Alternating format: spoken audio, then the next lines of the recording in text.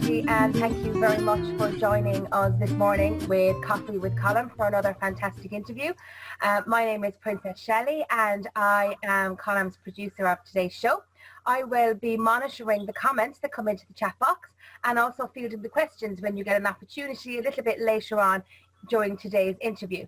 So if you would like to pop in a comment in the chat box during today's interview, Colm will be chatting with Ciara. You're more than welcome to enter into the chat box and I will read those out when the time comes. And I will also look out for your hand raised like this, or indeed there's a little icon that you can do to raise your hand, and we'll get to some of the questions or all of them depending on the timing of today's interview.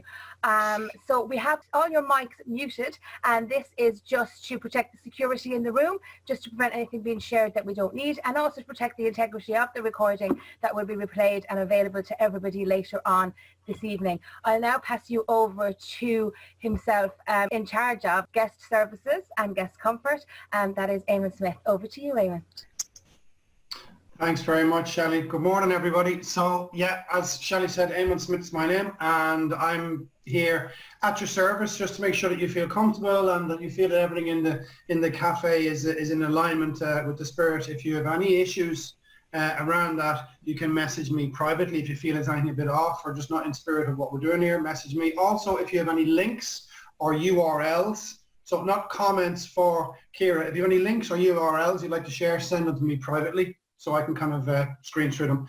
With that said, in terms of entering into the kind of the present moment, so we're all open to receive and what Ciara has to share with us. What I like to do as well, as head of, let's say, your inner security as well, peace of mind, I'm going to take you through a little a minute or two just to ground ourselves right here in this present moment. So I invite you all just to get yourself nice and comfortable, ground yourself, feet on the floor if possible. You can even close your eyes if you wish. I'm just going to take a few moments. I'd invite you to take a nice deep breath in through your nose and become aware of the breath coming in through your nose. Maybe breathe in for a count of 4 and then hold for 4. Breathe out for 4 and hold for 4. And I invite you to continue doing this. Become aware that something is breathing you for you. And while you focus on your breath, focus on your heart, consider gratitude. When we feel gratitude, our ego steps out of the way for a moment and we can enjoy feeling unconditional love. Appreciating our life in this way, in this moment, helps sweep away any thoughts of lack or limitation and reminds us of all the positives we're surrounded by. So I invite you just for a few moments, think of the many things in your life that you have that you appreciate. Just take a few moments, take stock of your life's many gifts and quietly express gratitude. Gratitude opens your heart and clears the way for abundance to flow into your life. A nice deep breath in and hold and release and hold. And as you go into your day, carry this deep sense of gratitude with you. And just remind yourself gently where possible today of this centering view that I'll give you. Today, I remember to be grateful. Today, I remember to be grateful. And in your own time, nice deep breath. Slowly, gently open your eyes and come back into the room. Namaste. Namaste. Thank you very much, Eamonn. Such a beautiful start to today's interview.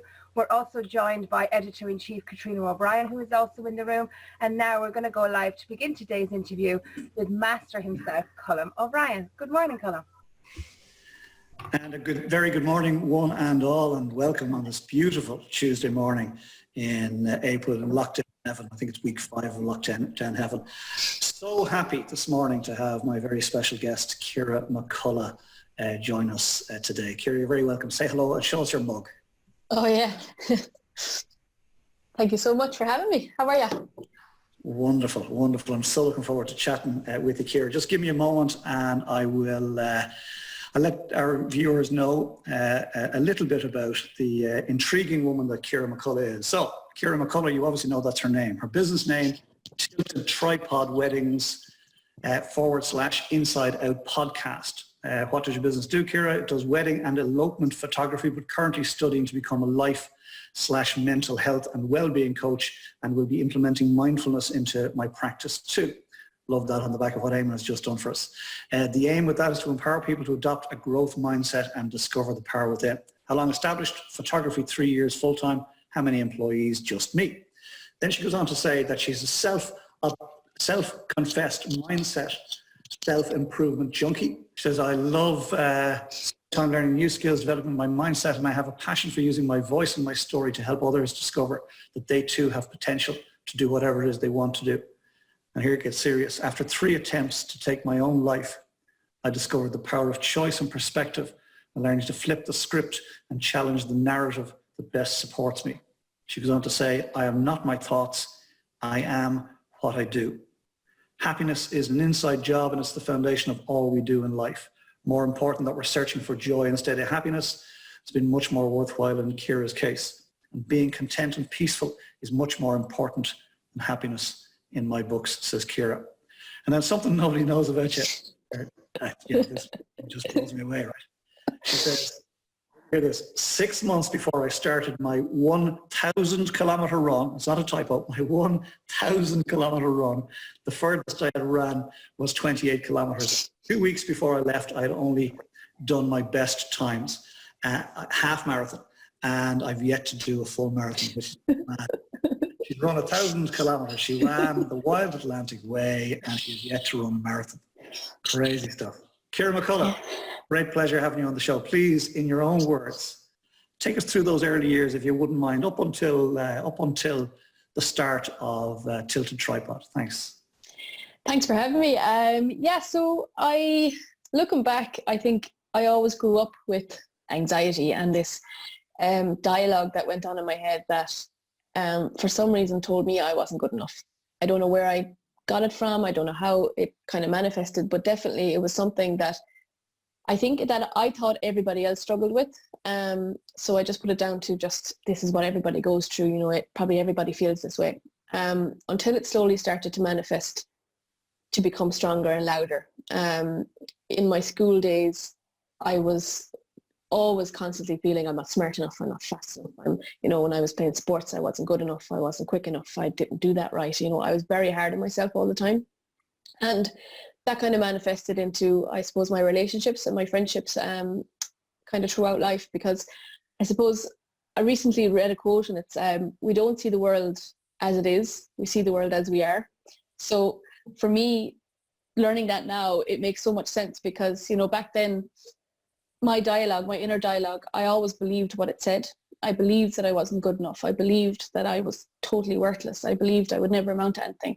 I believed all that was said in my head, and I didn't know that I had the choice and the power to, I suppose, to choose a narrative that best supported who I was.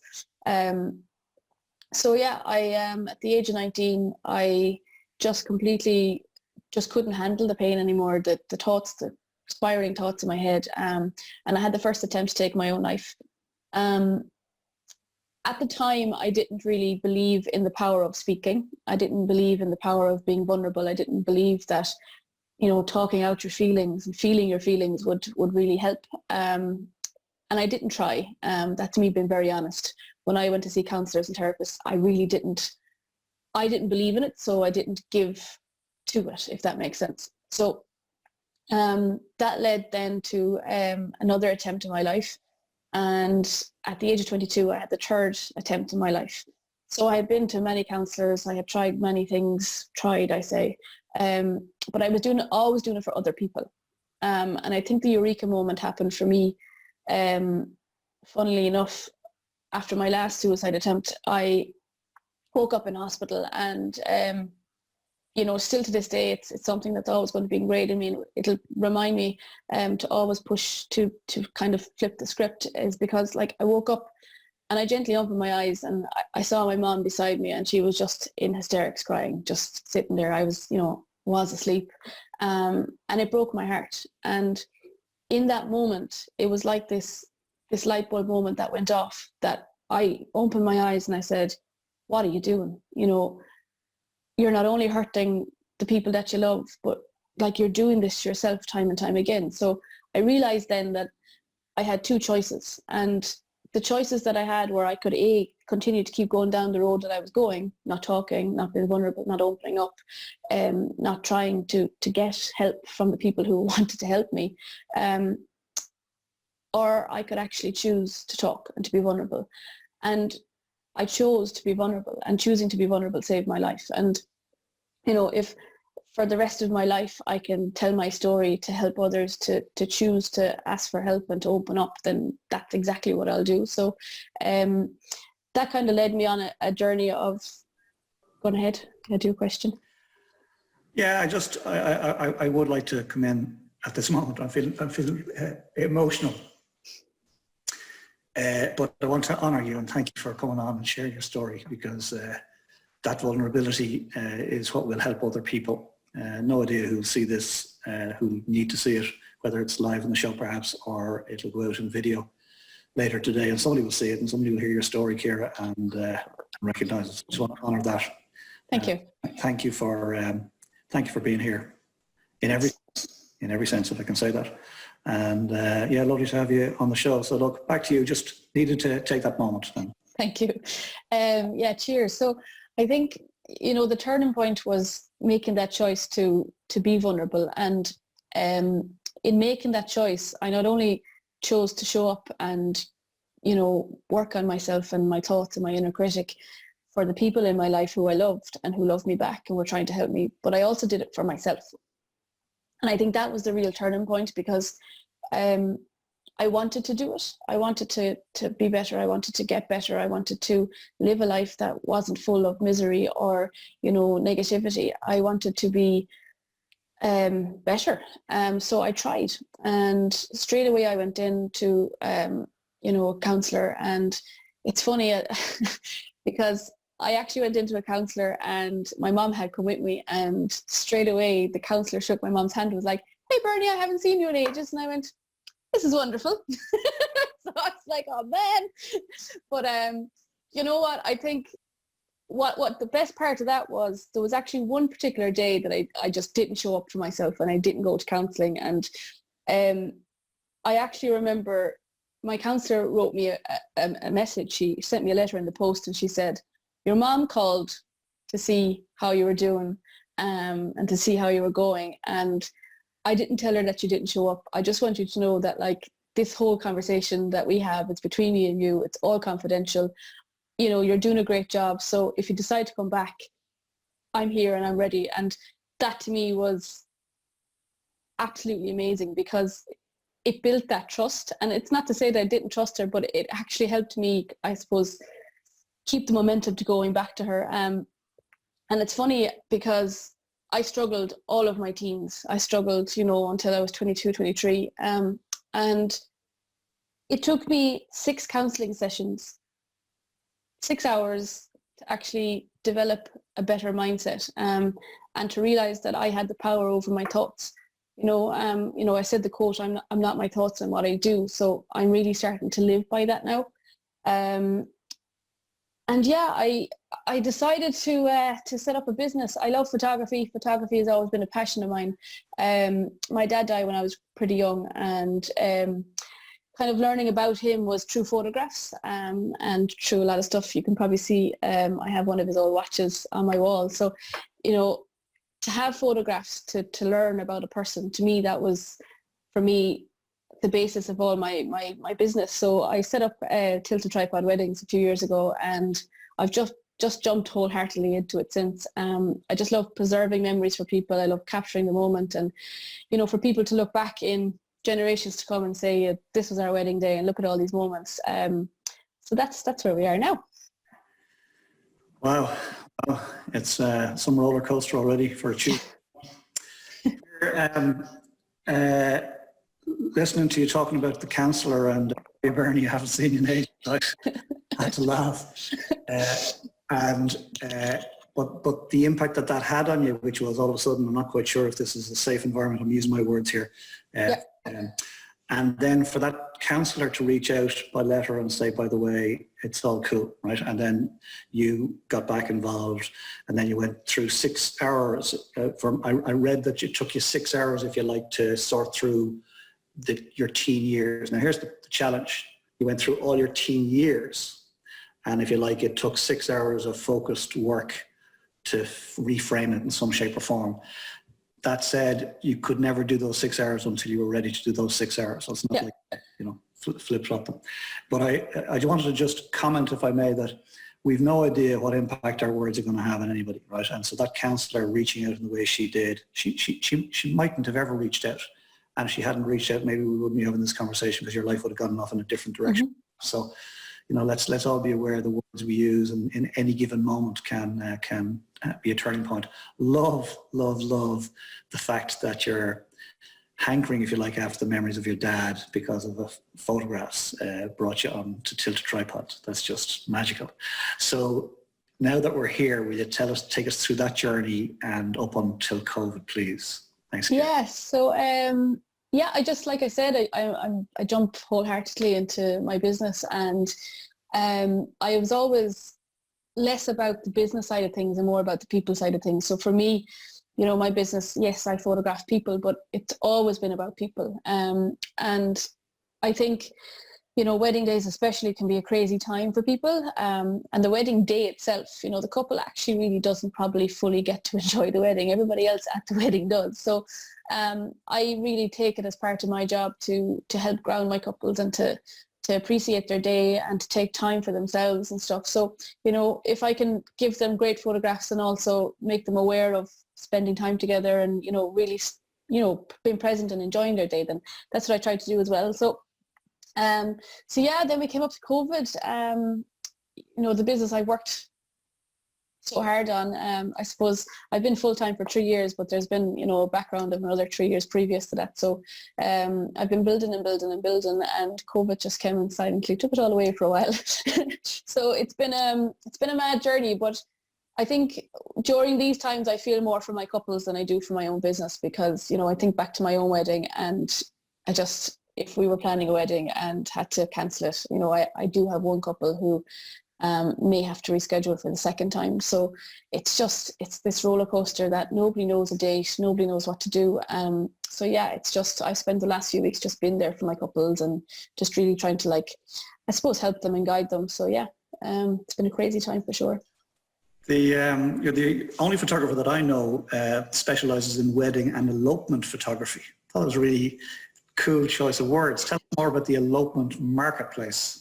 Yeah, so I love being in the outdoors. I love hiking. I love getting outside all the time. So I think when I could adapt my business to maybe doing that as well, that's when the elopements came in. So elopements are essentially, a couple coming from a different country, just deciding, just the two of them, they just want to elope with. I'm often their witness. And then the celebrant is there, so it's usually just the four of us, and it's just become something really popular down in the Cliffs of Moher especially. So it's definitely something that really excites me, because I suppose I love connecting deeply with people, and with elopements I get to do that even more, because it's just you just you can take them away for hours, we can create memories, and I suppose for me it's really all about the experience. So when a couple come over from the States, and, for me, I'm very lucky because Paula's parents, they own a B&B down in Ballybahan, and Paula's dad is actually a celebrant. So we kind of have our own little business set up, because he actually trained to become a celebrant to marry us. So it's been really special, and now I get to work with him all the time. So that's where the elopements came from, and they're just great fun. I love it. A little family business springing up here, which is very unintentionally. unintentionally, but it's great. It's great. Yeah. So fantastic. So any time anybody's eloping, you're next to elopement folks, you know where to go. Cliffs of Moher, and you'll have Ciara's details in the chat box. It sounds great. Let's touch briefly on Inside Out podcast before we move on. Yeah, so the Inside Out podcast kind of became alive after the run that I did, because I kind of renamed my Instagram page. I used to be Run with Ciara for the duration of when I was running the Wild Atlantic Way. So I realized that when I was running, every day I'd post a little kind of a recap of the day, and I realized the power of using my words and how I felt really helped other people as well.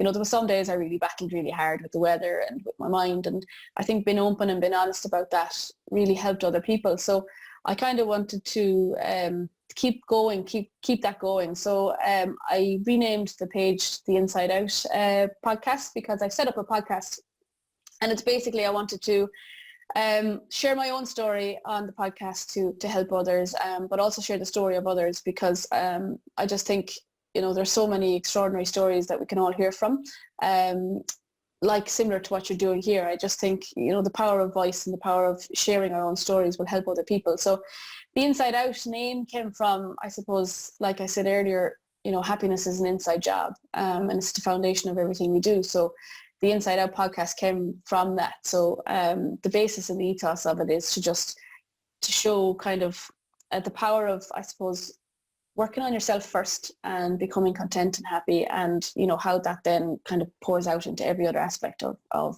your life. It sounds magical, and we subscribe to it, all of us on the show. Eamonn Smith and I, we've been talking about put on your own oxygen mask first. In every sense, because you can't be of service to others unless you're okay with yourself. Mm-hmm. A lovely Frenchman on the show on Friday, and he was talking about be selfish, not self-centered. Another way of saying the same thing. Self-care is not selfish. So fabulous stuff. Come here. You mad thing. You ran the Wild Atlantic Way. Yeah. Why? Because I could, and it's not, I don't mean to sound egotistical there, but even this morning I had just did a run, and sometimes when you're struggling, your words are very powerful. So today I was just reminded that I don't have to, I get to. So I ran because I could, because I have the privilege of being able to run and being able to have the time to do it. The whole journey started to make friends with my mind. I had done a lot of work with counsellors and therapists and stuff, and I suppose that inner critic is always there. But what I did was I had an awful habit of starting things wholeheartedly and never finished them. So that's kind of where the 1,000-kilometre run came from. I decided one day to do it, and I said, I'm going to jump wholeheartedly into this, and I'm definitely going to do it. So it kind of became a lot bigger than what I thought it was going to be. But yeah, the whole thing started with me trying to make friends with my mind, and just became this place, of helping other people as well. And I think that has been the most amazing thing. I ran it to raise money for the Children's Grief Centre. It's a charity that's just amazing in Limerick. They help kids and young adults navigate their way through grief. And it's something that I'm particularly, I suppose, fond of, because losing my dad at a very young age, I kind of struggled with my own grief. So I think if there's a charity out there that helps kids through their grief, then that's something I definitely want to support. So I ended up raising 40,000 euros for charity, and it's just something that I'm really proud of. But I'm going to let you in a little secret, if that's okay, just for the purposes of this. Please do. I remember, and I'm probably sure you're probably in the washerwoman would have met me a few times and be like, oh, how's the training going? It must be going great. You must be running all of the time. I did run, and I did train, but I didn't train an awful lot. What I did was I trained my mind. I did the head first and the feet came second. So I did a lot of work in visualization. So everybody was talking to me about having to run, you should be running this much, you should be running that, you should be doing this. But silently, what I wanted to actually test myself was to see how far I could actually go with the power of my mind. And you know, I did train, but they were only 5 to 10 Ks. I never, like I said, I think I only hit 28K like a few weeks before, you know. So what I did was every time I went out for a 2K run or a 5K run, I used to visualize myself on a different part of my route. I mapped out my route. I stuck it to my wall. I was very clear and very sure about where I wanted to go, the spots I was going to hit. And every time I went for a run, I used to visualize myself at that particular point. I used to visualize myself getting to the end in Kinsale. And I actually think that through that visualization, I actually became physically stronger as well. So I didn't do a whole heap of running. And that sounds completely hilarious, but also completely bonkers. But I now realize that when you put something in thought, that you can actually achieve it through your thoughts and through your mind rather than actually, now you do have to do a bit of work, I did, but yeah, it just, yeah. Ciara, you are absolutely amazing. Let's give you, biggest coffee at 11 round of applause. Phenomenal stuff. And I can testify to the fact, by the way, that the week before Ciara went off on this Forrest Gump-esque run right down the Wild Atlantic Way, I did meet her in the washerwoman. I think it was past or something. But anyway, I met her in the washerwoman, and herself and Paul were having a drink, and I was thinking, no, honestly, right? This is important in my world, right? Because it's all about balance, right? I think we get too caught up and everything's too anal, and so you're dead cool, right? And you do stuff in your own way, and you're leading the charge. Thank you for that. But I think also, though, when you set yourself out to do something big, there'll be a lot of people that will have a lot of advice for you and what you should do and what you should be eating and how you should be training. But I think you have to follow your own path and how you feel. I don't really, the reason I haven't done a marathon yet isn't because I can't or I don't want to. I don't really like timed races. I don't really like being put under pressure. I've never been good at meditating, like sitting on the floor or lying down, that kind of meditating. For me, moving is my meditation. So getting out for a run is my active meditation. And, I get great clarity. I started running for my head. And, it's been a journey of just complete discovery. But for me, there'll be so many people that tell you that you should do something. Trust your gut, follow your heart, and listen to your body. I've just become so aware of, my body and just kind of what I'm capable of and listening to my body. There were days where in my diary I should have ran 20K. I felt that I couldn't, so I ran 5. There were days in my diary where I should have only ran, 5K. I ran 25. So that was my training. I ran to how I felt rather than what I should have done. And I think that really prevailed more for me as a person and I'm going to call myself an athlete. I'm not an athlete. I still don't count myself as a runner. You may not be an athlete, but you're definitely an inspiration, young lady. I'm not even going to ask your age because it's ridiculous. This is out of the mouths of babes. This wisdom is flowing out of you today. So listen, you said something there. The head first, the feet came second. I love that. The head first, second. There's a way to run a 1,000. I just think how you speak to yourself matters. There was so many days where I really battled with, getting out in the rain. It was January and February. It was miserable. The weather wasn't kind to me at all. But that I don't have to, I get to, for me was, nobody's forcing you to do this, but you get to do this. You have the power. And that automatically just created so much more momentum in me, just created a different energy and a different mindset. So, and I think the power of doing as well is really strong.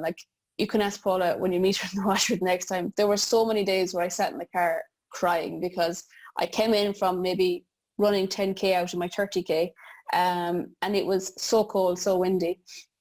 And I actually sat in the car and I was like, I'm not going back out. And I had this battle of, I actually reduced myself to tears to a point where I was just like, I can't do this. I'm not going back out. I hate the cold. I hate the rain. This is just stupid. Why am I doing this? And then she'd often go, you don't have to, you get to, and I'm like, oh, shut up. But there was one particular day in Donegal, and when I kicked off my run, I ran in a wind warning the very first day.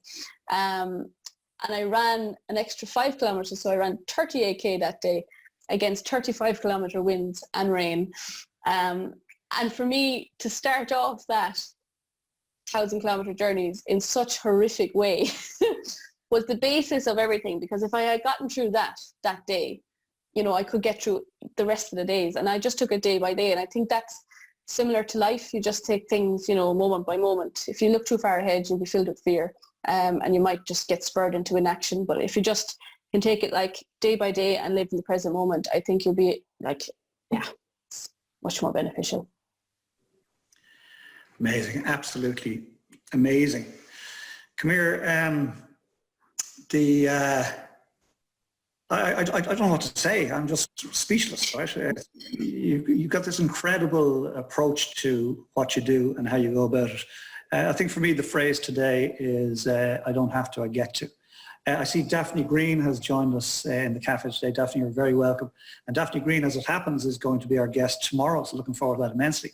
And the reason I'm just mentioning Daphne at this moment in time is because Daphne also is a fan of the Children's Grief Centre, and through her work has raised funds. So I was watching Daphne's response when you said that you'd raised those funds. So well done, ladies, both. Ciara McCullough, we could go on all day, and I'd love to, but we shouldn't. So very quickly, if you don't mind, tell us, you're reframing your business because in COVID, the photography has stopped as such. That said, coming back from Super Valley last night, I bumped into yourself and Paula, right? Mm-hmm. Suitably socially distanced, and you were out taking photographs of people on their doorsteps. Tell us a little bit about that. This is just fascinating. Yeah, so look, I haven't picked up, my last wedding was the 7th of March. I'm just looking at the calendar there. It was the 7th of March, and I literally haven't picked up my camera since then. And I just thought, like, this moment in time is something that we're all navigating our way through together. We're all sharing this moment in history. It's a little bit scary, it's a little bit uncertain, and I kind of just wanted to bring about a little bit of positivity to it. So I just put the call out on Facebook a week ago to see if anybody would be interested in just having the photograph snapped at their door. We're very blessed with where we live, Colm. Within my 2K radius, there's like hundreds and hundreds of houses. So yeah, I put the call out thinking I might get maybe 20 or 30 people involved, whoever I know around Killaloe, Ballina. And we've been inundated with messages to a point where I've had to set up a separate email just to kind of keep track of everything. But it's been amazing. And what I love most about it is it's given people a reason to dress up, and it's given people a reason to smile, and it's something to look forward to. They're looking forward to having their picture taken.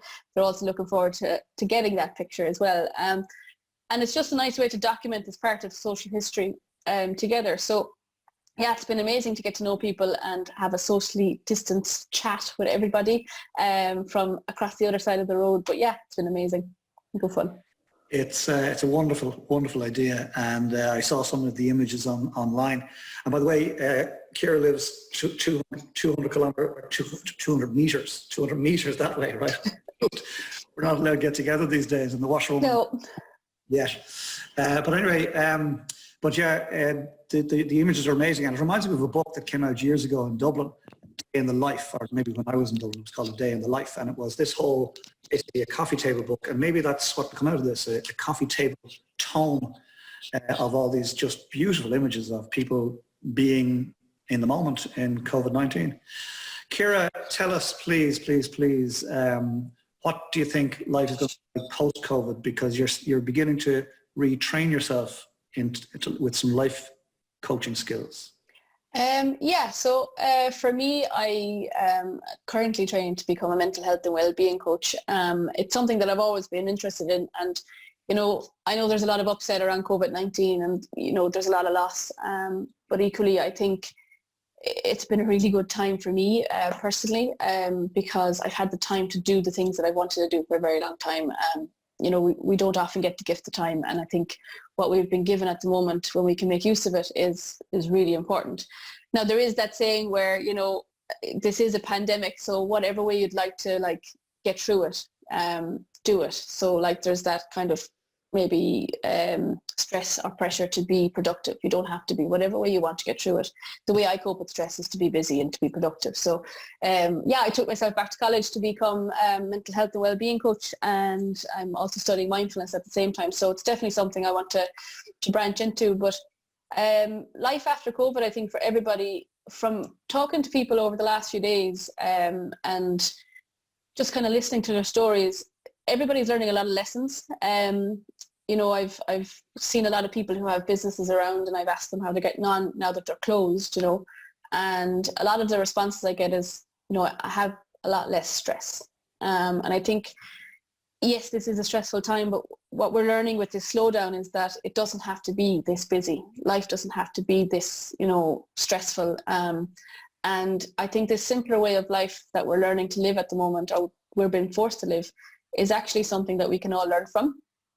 And I suppose what we're doing at the moment is probably going day by day, you know, and I think it's really powerful what we're learning if we can choose to learn from it. Yeah, I think you're right. I think I've been very reflective through this period too. It's been very strange to be stopped in your tracks when, you know, we've all been far too busy, I think, for far too long, thinking that that's the norm. And somebody has said, well, what's the next normal, not the new normal, what's the next normal going to be? And I hope that for all of us, or for most of us, it'll be a slowdown, it'll be an appreciation of what we have, living in the moment a little more. Ciara, before we go to Q&A from the floor, I'm quite sure there are people dying to get in and ask you some questions. But before we go there, one tip that you would give to your nearest and dearest, get through COVID best by doing blah. What's blah for you? You know, I actually have struggled a lot with feeling the pressure to be productive and to kind of, you know, because we're having this slower pace of life, I don't feel very successful, but this is the pressure that I'm putting on myself. I don't feel like it's that good enough feeling that still niggles at me sometimes. So what I actually did the other night was I sat with pen and paper and I wrote down my goals, short term, long term. And what I'm actually doing now is every day I'm doing one small action to take me closer to that goal. So like we have big goals of buying a house and maybe having kids. So what's one action I can take, small action, teeny tiny, that would bring me closer to that goal? Like if it's saving €5, I'll save it. If it's saving €10, I'll save it. So it's just, I suppose, trying to align my days to where I want to be when this is all over. It's probably the tip that I would give. And that's a wonderful tip. Thank you very much indeed, and very practical. And that's, I love that question in the Coffee at 11 show where I ask everybody to give their one tip because they're all different. They're all different, which is just magical. So we're going to go to Q&A from the floor. But by the way, I'm just going to finish this by saying, Ciara McCullough, you are enough, right? Thank you. You are enough. Don't even need to put the word good in there. You are enough. And we're going to give you a round. Thanks, everyone. Absolutely. Absolutely. Okay, my dear. Questions from the floor. Who's got a question for the lovely Ciara McCullough? Who's going to... Sarah Warde. Sarah Warde. You're very welcome on your live. Hi, how are you, Ciara? Good. How are you? Good. I love that. I've written so much stuff down. I love the way you think. I love your attitude. I think you're fantastic. I really do. And I think you have a lot of good to do for everybody. And I think there's definitely a book in those photographs. Absolutely, you know. I love the charity that you work for. I also lost a parent at an early age. Well, I was 19 and it hit me quite hard. So the charity is fantastic work you're doing there, and you can help a lot of people, because I would appreciate it. I would appreciated a bit of help back then. It would have, you know, it would have helped me along an awful lot, like, you know. I think you're just fantastic, you know. I Thanks really so much, do. Sarah. Cheers. And keep going and keep taking those photographs and keep, I mean, you've so much inspiration inside in you. You really have. I mean, everything you're saying, I'm writing it down. Trust your gut, listen to your heart. Just do what matters and go for it. And it's just, you've been so inspiring. We really have. Thank you. Thank you so fair much. dues to you, and well done. Thank you. Cheers. Okay, thanks, bye. Sarah Warde, thank you for those lovely sentiments. Sarah, You can tell I don't take compliments very well. Sorry. So just like, well, it was all the truth. I mean, basically, you are fantastic, and the way you come across is so lovely. It's so gentle and so natural, and you have very wise words, really wise words, and a lot of people could benefit from that. So keep going and keep talking, and off you go, and you'll be fantastic. You are fantastic. Yeah, Sarah, thank you for that. Sarah always has words of wisdom at this point in the show. Sarah herself was a guest on the show last week, I think, Sarah, if I'm not mistaken, and Sarah has suffered from ME since 2001. She shared that in the show. And what I'm loving about the Coffee at 11 show, I'll take this moment, is the fact that we bring real people into a cafe environment. And so me and Ciara are having the chat today over a cup of coffee, right? And the rest of you are earwigging, right? And then I step out and Sarah steps in, and Sarah and Ciara have the chat, and the rest of us are earwigging. It's just wonderful. It's just a joy. That's why I come here. You know, I'm not, I won't say I don't want COVID to end, but you know what I mean. Anyway, right. So come here. We're going to go to Princess Shelley for a moment. Princess Shelley will tell us what's been going on in the cafe while we were busy, Ciara. Hey everybody, good morning. So many fantastic comments. Thank you so much, Ciara. I at the start of the shutdown, the lockdown, I grabbed a journal off a shelf and I take all these notes during these Coffee at 11, and it's going to be such a wonderful homage to this period, you know, because we're all waving our journal, and you have contributed today to so many little pearls of wisdom that I will treasure for years to come. And I look back at this time, you've contributed to my little homage to the lockdown today. So thank you so. And everybody is the same. They're nodding and they're writing down. You've some absolute pearls of wisdom. Such fantastic content you've delivered with us today.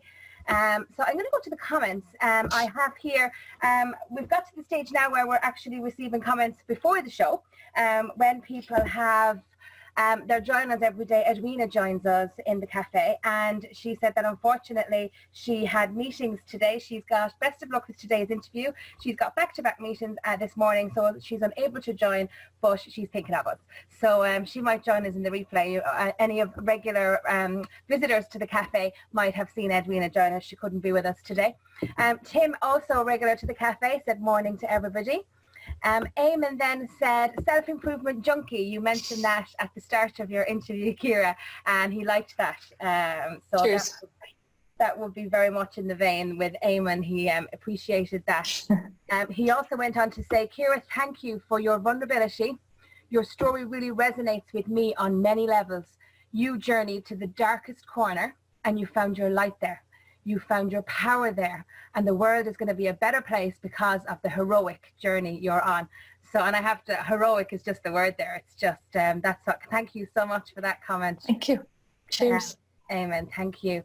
Liam said, thanks, Ciara, an inspiring story. I agree about being active to meditate. My daily walks with the 3 dogs is my time to shed the daily stresses. So that's Liam. He helped us with some of our security issues last week, and it's great to see him in the cafe today. Thank you very much, Liam.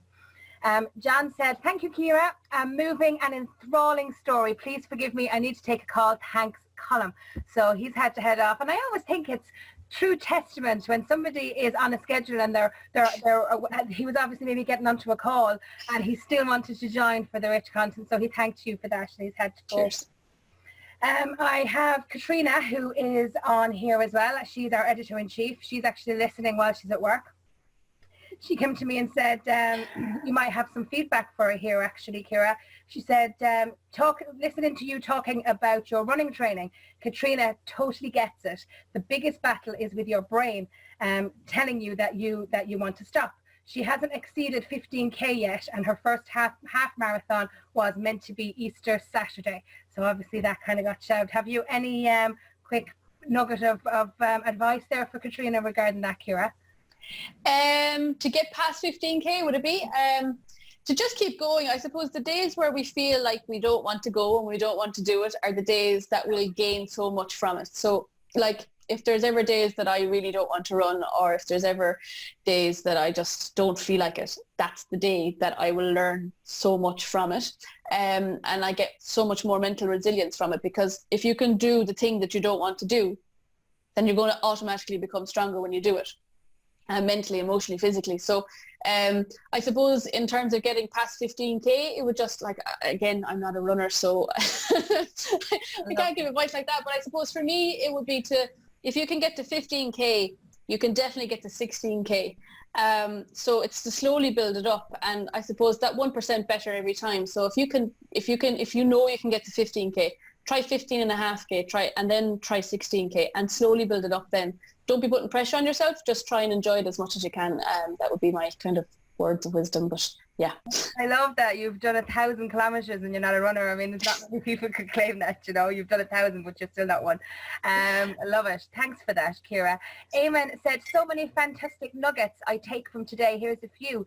You mentioned we don't see the world as it is. We see the world as we are. I actually took a note of that one myself. Make friends with my mind. I did it because I could. Jump wholeheartedly in and train the mind, and the feet will follow. So they've all related and resonated today with Eamonn. So he's appreciated those. And then, is it finally? It is. My last comment then came in from Lisa, who's joined us a couple of times in the cafe. We'll have time for a quick question, and if anybody wants to raise their hand after this comment. She said, thanks, Eamonn, for a lovely start to today's show. Wow, Ciara, thank you for sharing your story and your insights. We see the world as we are. Love that. The inner dialogue and critic can be very destructive. I love how you said, flip the script. You gave us so many gems in your chat. I'm not my thoughts. I'm what I do. I've quoted you, if I've quoted you correctly. Head first, feet second, trust your gut. I love your honesty and wisdom. Great idea to document this period in photos. I look forward to seeing your collection. I totally agree with you about shedding the stress, which has made so many of us busy fools. Here's to a better world post-COVID. Thank you so, capitalized, so much. Would there be some synergy between yourself and Sarah for fundraising for Emmy? You're an inspiration. Thank you again. That's some comment from Lisa, isn't it, Ciara? Cheers. Yeah, brilliant. Thank you so much. That does deserve a round of applause. Wonderful comment. I think that's a reflection, Ciara, of how open and clear you've been with your interview. It's been so illuminating. And thank you so much. I think we'll all agree. I'm going to pop myself onto mute and head back to the master himself. Back to you in the studio, Colm. Thank you so much, Ciara. Cheers. Princess Shelley, thank you for that, and thank you all for your lovely comments and your contributions here, because, and in doing so, we've honoured Ciara. I'm going to take just a couple of seconds to again honour Ciara, because some of you that are on the show today don't know that this day last week, Ciara and I attempted something. She and I spoke about this actually last night, that for the first time in a month that we've been running this show, the internet, do you remember that? The internet was cracking up. We couldn't get the show together. Yep. I were talking about this last night. We actually think it was the universe trying to tell us, don't go on with the show, because seriously, right? I didn't listen. We got back on the horse, we went on with the show, and we had a nightmare scenario. So Ciara, you know, the measure of the woman that you are, that you came back on straight away. You said, no problem, I'll come back next week. Liam Lynch, I'm not sure if you, Liam, you're still there, great. Liam Lynch stepped into the breach last week and very quickly and very lovingly helped us secure the cafe for future shows. So thank you for that, Liam. Really appreciated that. And then he came in as the guest on the following day, which to me was a huge level of comfort, because it was a big man, big presence. We're going to lock this thing down. Happy days. So Ciara McCullough, you know, I don't know what to say. I've said it already. It's been an absolute joy. I knew it was going to be great. I didn't know it was going to be this good. So an absolute joy having you on. Before we let you go, however, let me talk about what's happening tomorrow. Daphne Green is in the cafe this morning. Daphne, you're very welcome. And Daphne is coming on to meet with us tomorrow and have the chats, right? And Daphne is at the middle of 7 children in the 3rd generation of a very famous Limerick merchant family that operate the Green Hills Hotel out there on the northern entrance to the city. And so looking forward to hearing all about what's going on out there and how the hotel has stayed in situ for over 50 years, and what's happening through COVID. I'm sure it's quite difficult, and I know Daphne's got some ideas as to how it's going to go from here. So really looking forward to that. So if you can at all, come in and meet Daphne tomorrow. On top of that, of course, Daphne, and I touched on this earlier, and Ciara both share the fact that they've raised funds for the Children's Grief Centre. So there's lots of synergies going on here. Come here one last time. Ciara McCullough, it's been an absolute pleasure, young lady. Look forward to Thank you so much. Many years to getting to know you. Namaste. Thank you. Thanks, everyone.